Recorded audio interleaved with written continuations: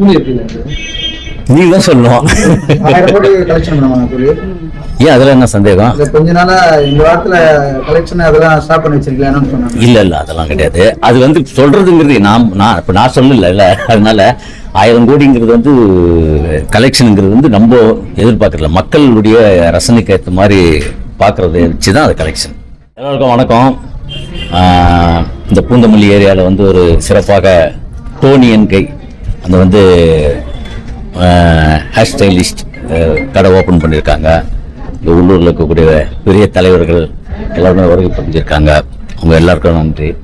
Kandan and அவருடைய Sun மனோ அவங்களுடைய கடையை வந்து திறக்கிறத மிகுந்த மகிழ்ச்சி அடைஞ்சிக்கிறேன்.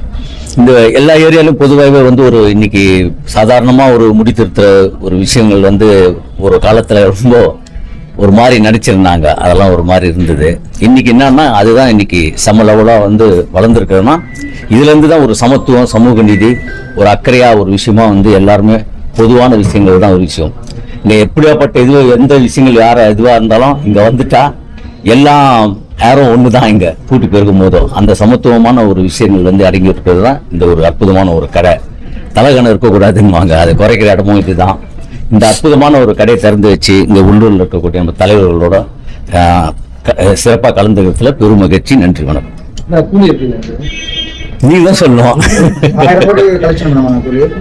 ஏன் அதுல என்ன சந்தேகம்? கொஞ்ச நாளா இந்த வாரத்துல கலெக்ஷன் அதெல்லாம் ஸ்டாப் பண்ணி வச்சிருக்கீங்களான்னு சொன்னாங்க. இல்ல அதெல்லாம் கிடையாது. அது வந்து சொல்றதுங்கிறது நான் சொல்லல. அதனால 1000 கோடிங்கிறது வந்து கலெக்ஷனுங்கிறது வந்து நம்ம எதிர்பார்க்கல, மக்களுடைய ரசனைக்கு ஏற்ற மாதிரி பார்க்கறத வச்சுதான் அது கலெக்ஷன்.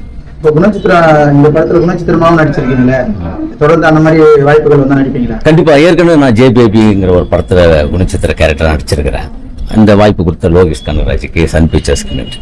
அடுத்தடுத்து என்னென்ன படங்கள்? நிறைய படங்கள், ஒரு 10 படமே ரிலீஸுக்கு வெயிட்டிங்ல இருக்குது. ஒரு 10 படங்கள் ப்ராசஸிங்ல போயிட்டு இருக்கு. தேங்க்யூ.